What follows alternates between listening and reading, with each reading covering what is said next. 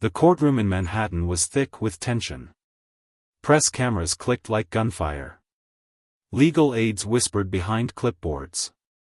But Karoline Leavitt stood still, unmoving, unshaken, like the flag behind her. Across the room, New York Attorney General Letitia James adjusted her blazer, stepped forward, and raised her voice so it would echo off the marble. "You're undermining justice," she barked, pointing a manicured finger at Karoline like a gavel. The room froze. All heads turned to the younger woman standing alone near the defendant's table. Karoline didn't flinch. She didn't raise her voice. She didn't even blink. She simply turned, slowly, and pointed behind her. At the American flag. That simple gesture was louder than any rebuttal. Gasps filled the chamber. Reporters dropped their pens. Letitia's mouth twitched. "That flag doesn't belong to you," Karoline said, calm but cutting. "It belongs to every American who's tired of watching you weaponize the word justice." The moment shattered the courtroom's illusion of control. A tremor ran through the media row. CNN producers typed frantic notes. Fox anchors leaned in. Social media would light up before Karoline even left the courthouse. Letitia's tone sharpened. "You're playing to cameras." Karoline didn't move. "No. I'm answering to the people." It was no longer a legal hearing. It was a moral standoff, and the battle lines were drawn. Letitia James wasn't used to losing control, not in her courtroom, not in her city.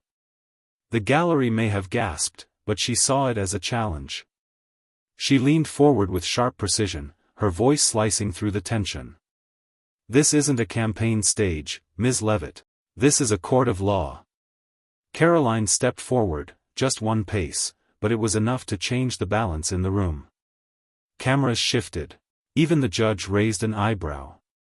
"Exactly," Karoline replied. "So let's talk about law. Let's talk about how justice has become selective, partisan, and weaponized under your watch." The room went silent. Letitia's jaw tightened.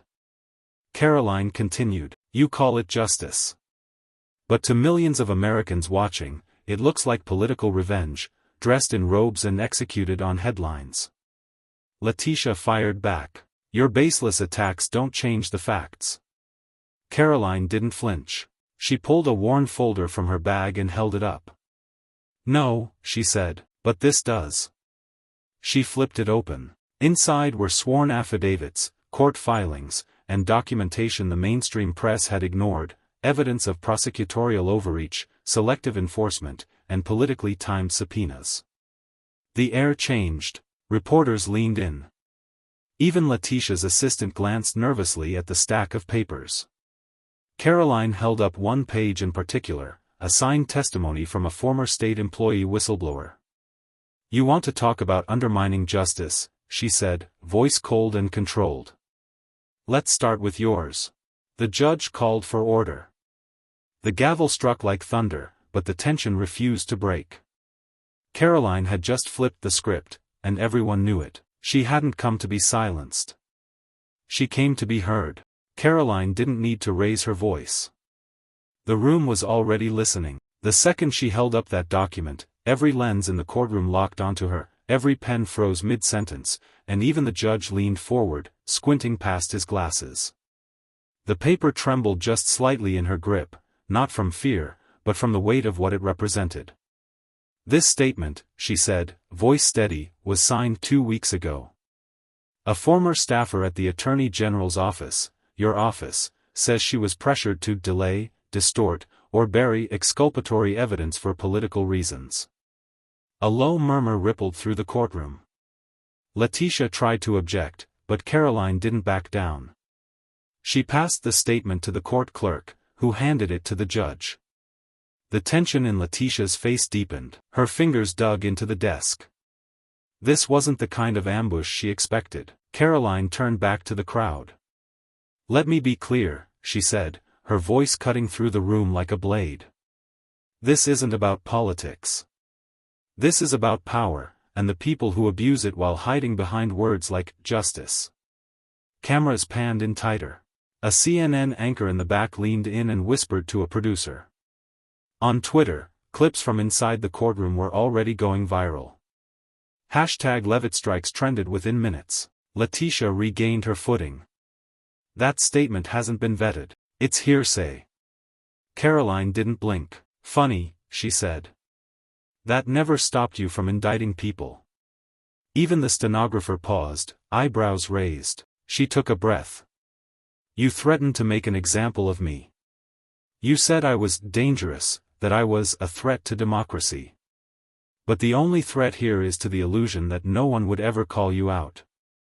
Gasps, again. Letitia's voice broke through. You're playing a dangerous game, Karoline. Karoline stepped forward, planting both hands on the table. Her tone dropped, slow and deliberate. You're right. Because when truth walks into a courtroom built on political theater, it always looks dangerous. And with that, she slid the entire folder, dozens of documents, toward the judge. The gavel hadn't even fallen yet, but the nation already knew, this wasn't just a case anymore. It was a reckoning. As the judge reviewed the documents, a rare hush fell over the courtroom. Even the most hardened reporters, trained to detect political theater from truth, leaned in with an unfamiliar silence. And there, in that stillness, Karoline did something no one expected. She walked toward the front of the room, turned to the crowd, and pointed to the American flag hanging just above the judge's bench. That flag doesn't belong to Letitia James, she said, her voice calm but resolute. It doesn't belong to any party, any office, or any name on a plaque. It belongs to the people. Letitia scoffed under her breath. And when the people's rights are twisted into weapons, Karoline continued, when justice becomes theater, and prosecution becomes persecution, that flag becomes a lie, unless someone speaks up. A single flashbulb went off, then two. Then a wave. Karoline turned her head slightly, eyes locked on Letitia. You think I came here to play the victim? No, I came here because I know exactly what you're afraid of. Not me, not these papers. But the truth that exposes your agenda, and the fact that a 29-year-old woman with a backbone just called you out, under oath, with the cameras rolling. The courtroom stirred. Her voice didn't need to rise, it cut clean through the noise. Letitia stood. This is a distraction. A desperate stunt. She's attempting to shift focus from her own misconduct. Karoline held her ground. You can say that all day, she replied, stepping closer, but I have affidavits, timestamps, and a whistleblower who's willing to go public. What do you have, Letitia? Slogans? Talking points? A political machine running low on fuel? Gasps. Audible. Even the bailiff shifted his stance. You called me a threat to democracy, Karoline said, shaking her head. No, ma'am, I'm a threat to hypocrisy. To the kind of power that hides behind moral theater while stomping on the very people it claims to defend. The flag behind her seemed to loom larger now, not just a symbol, but a question. What happens when the people see through the performance? The judge finally raised his gavel, but paused before striking it. His eyes moved between the two women, between power and defiance, between legacy and a new voice rising. He didn't speak. He didn't need to. Karoline had already said what millions watching at home were thinking. And Letitia knew it. The courtroom cleared out slowly, but Karoline remained, still standing near the flag. Her eyes never left it, even as Letitia gathered her papers with stiff hands and an even stiffer jaw. But the moment they crossed paths again, outside the courtroom steps, the real showdown began, before a crowd twice as large as what had been inside. Dozens of cameras lined the courthouse plaza, reporters shouting over each other. Letitia stepped up to the podium first, flanked by aides and security. She tried to regain control of the narrative. Today was a distraction orchestrated by someone who lacks credibility and experience, she said, chin lifted. We will not allow grandstanding to undermine the pursuit of justice. Karoline watched silently, her expression unreadable. But as soon as Letitia stepped down, she took the microphone, alone, no podium, no entourage. Just her voice. Grandstanding, she repeated, with a wry smile. You just spent 10 minutes dodging every question asked of you. I spent the day answering them. The crowd grew quiet again. Karoline scanned the sea of phones and lenses. Letitia James is right about one thing: today was not business as usual. Because business as usual in New York politics means hiding behind titles, playing press games, and labeling dissent as danger. But I'm not afraid to be labeled. Call me what you want. But the facts I laid out? They don't go away just because you're uncomfortable. One reporter raised a hand. Ms. Leavitt, are you accusing the Attorney General of political targeting? Karoline nodded. I'm not accusing.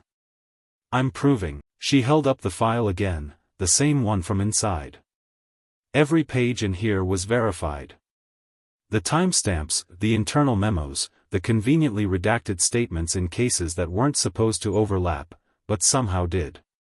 Letitia James doesn't need to comment on the facts, because she's hoping you won't read them. Letitia turned back, lips tight. But Karoline didn't flinch. Here's what you need to know, she continued.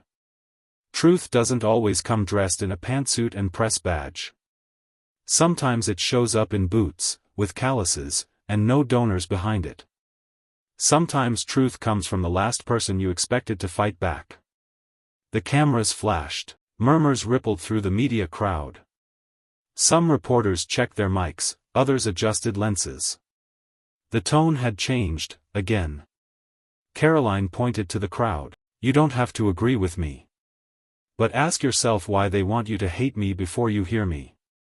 Ask why the Attorney General never answered one direct question today.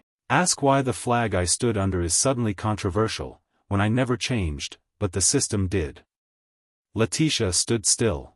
Karoline stepped forward. You shouted, "Justice," today, Letitia. But justice without truth is a game, and I don't play games. Letitia James hadn't anticipated this much blowback.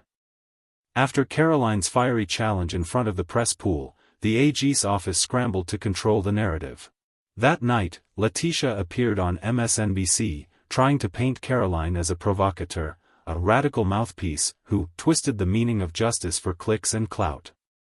She leaned heavily on legal jargon and empty assurances, but Karoline had already gotten there first, in the minds of millions.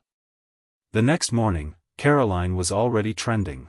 Not because she raised her voice, but because she raised the flag. She released a 5-minute monologue from the steps of a small courthouse in upstate New York. No stage. No teleprompter. Just her, the flag behind her, and a pocket constitution in her hand. You can't redefine justice to fit your party's power grabs, she said. You can't yell, "threat to democracy," every time someone holds up a mirror. And you sure as hell don't get to hide behind the law when the people are the law.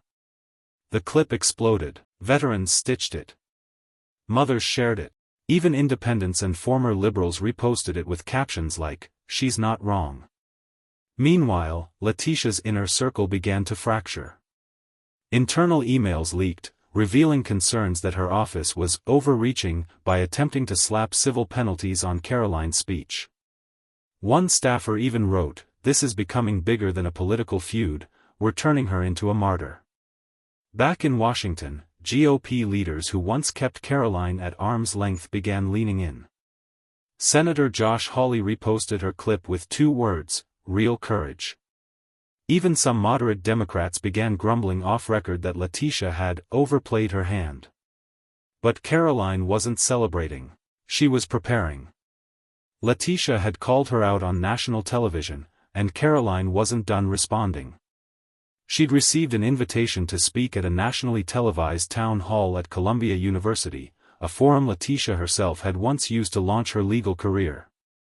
This time, Karoline would take the same stage, not as an insider, but as a voice of the people. She zipped up her blazer, looked in the mirror, and said to her team, "She accused me of undermining justice. Let's show America what justice actually looks like." The room had quieted, but not calmed. Letitia James stepped forward, her voice trembling with rage masked as righteousness. "Don't you dare hide behind that flag," she snarled, jabbing her finger toward Karoline, who stood firm, one hand still resting beside the stars and stripes that had flanked the podium. Karoline didn't flinch. Her stance was deliberate. Her jaw locked. Her eyes didn't blink. "Madam Attorney General," she said slowly, "the flag isn't something I hide behind.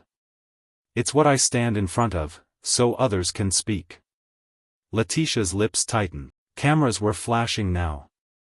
The crowd sensed they were witnessing something electric, something historic. "This is a press conference," Letitia said. "Not a campaign rally. You were not cleared to speak." Karoline took a step closer to the mic, her boots echoing against the marble tile of the rotunda. "And yet," she replied, "this room, this government, was built for the people. And the last time I checked, that includes me." "You're trying to derail a legal process," Letitia interrupted. "This isn't about free speech. It's about law.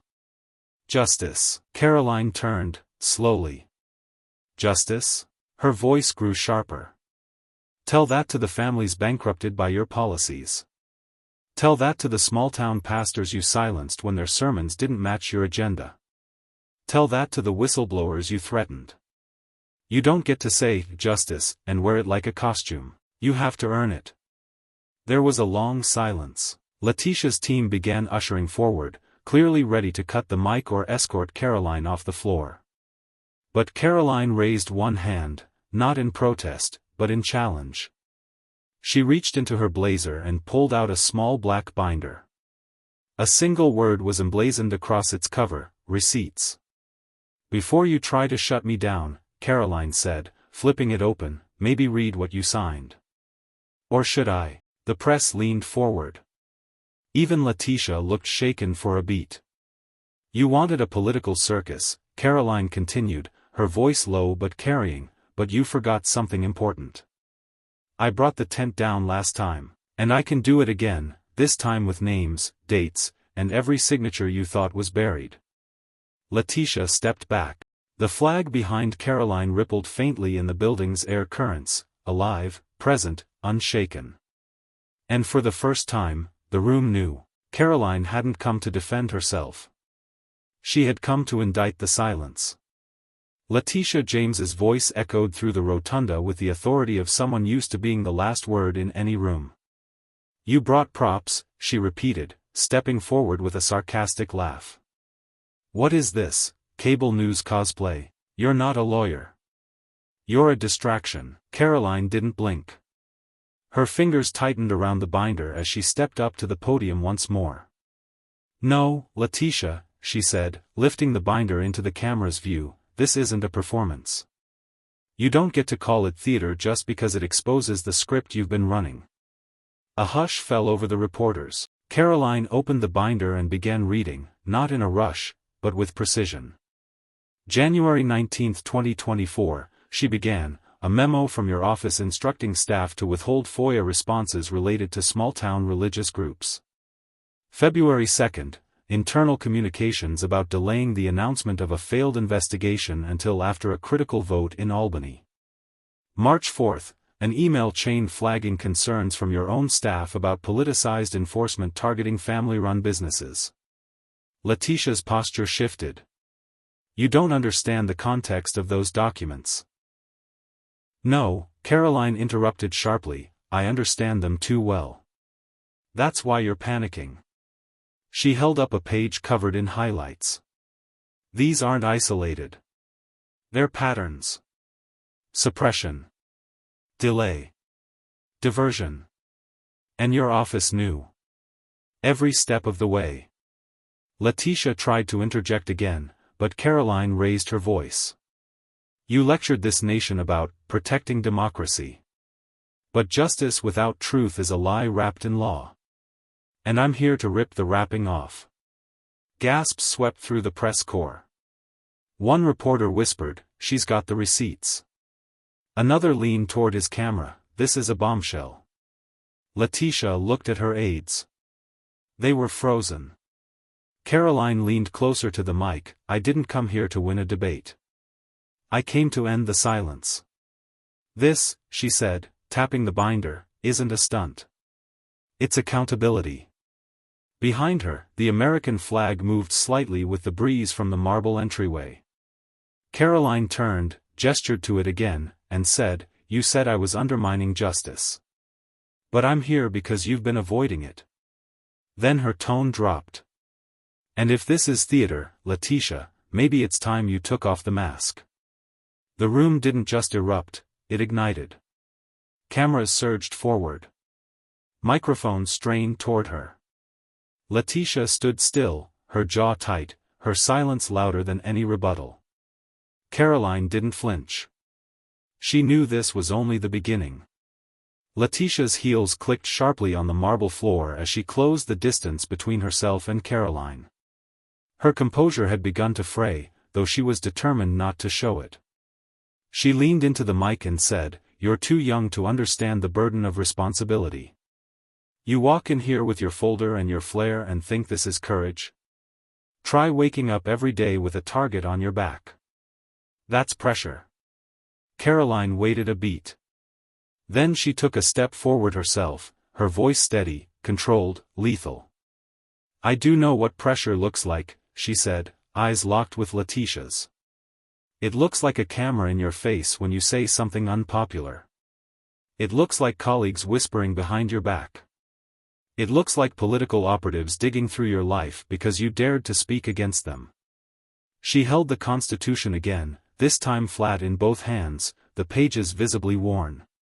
"I've had people threaten my career, smear my name, try to silence me, not because I lied, but because I told the truth they couldn't handle." Reporters barely breathed. Letitia opened her mouth, but Karoline continued before she could interject. "You want to talk about pressure?" she asked. "Pressure is when the institutions built to protect citizens become weapons against them. When prosecutors pick their targets based on ideology. When law is used like a scalpel on one side and a sledgehammer on the other." The press pool was wide-eyed. Behind them, social media feeds began to flood with clips. Letitia tried to pivot. "You're simplifying things. The legal system is nuanced." "Nuanced?" Karoline snapped. "Is it nuanced when churches get audited after speaking out? Is it nuanced when a family business is investigated the same week they donate to the wrong campaign? Or when the same office accidentally leaks names of whistleblowers who oppose your agenda?" She paused, lowered her voice just enough to turn the moment into something personal. "You said I was undermining justice. No, Letitia. I'm protecting it from being swallowed by politics." Letitia's jaw tightened. Karoline pointed to the crowd. "Those people behind the cameras? They're watching because they're tired of being gaslit. Of being told everything's fair while the scales are rigged. You say I'm young? Maybe. But youth doesn't make truth smaller, it makes it louder." And then, with a calm that cut sharper than any raised voice, Karoline leaned in and said, "The only reason this conversation is even happening is because you didn't expect anyone to challenge you this way. But I'm not here to play defense. I came to turn the lights on." A pause. Then, "And when the lights are on, shadows run." The room erupted. The room had quieted, but it wasn't over. Karoline stood at the podium, the flag still behind her, the Constitution resting open in front of her like a shield of truth. Letitia James was already several paces away, her back straight, her lips tight, trying to walk out with dignity intact. But Karoline's voice rang out, commanding the silence like a gavel striking wood. "To every American watching this," she began, her voice firm but calm, "this was never just about Letitia James. This was about what happens when power forgets who gave it power in the first place." The reporters turned again, their lenses snapping back to the podium. Karoline had shifted tone, not combative now, but resolute. Presidential, even. "This isn't a fight between two women. It's a fight between truth and distortion. Between those who build walls around justice, and those willing to tear them down so the people can finally see what's inside." She looked directly into the cameras. "Letitia called me a threat to justice. But I say this, justice doesn't flinch when questioned. It doesn't hide behind microphones, or crumble when challenged. Real justice doesn't fear dissent, it invites it. A long pause followed.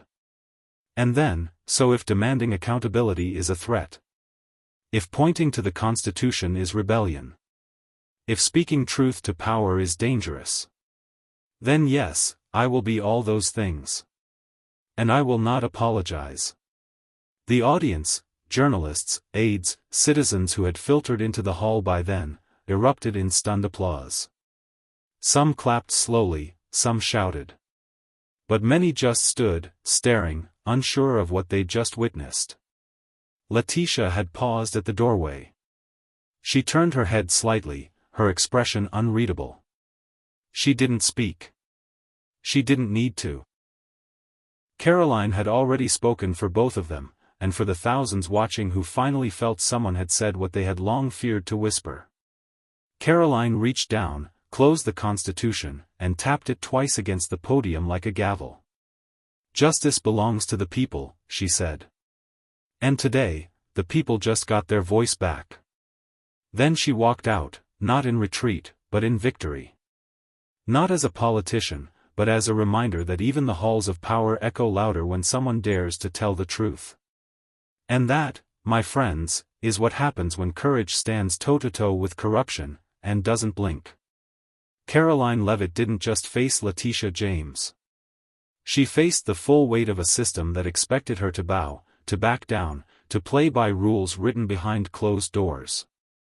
But instead, she pointed to the flag, not out of defiance, but out of faith. Faith in a constitution they'd rather forget. Faith in a nation they thought had gone silent. This wasn't just a debate. It was a declaration. To the millions watching, you don't need a title to tell the truth. You don't need permission to speak up. And you definitely don't need approval from the elites to stand your ground. Karoline didn't just make headlines. She made history. And to every young woman, every student, every voice that's ever been told, "You're not welcome here," remember what Karoline did next, she took the podium anyway. So let them shout. Let them try to silence. Because truth doesn't whisper, it echoes. This was never just her moment. It was ours. And we're just getting started.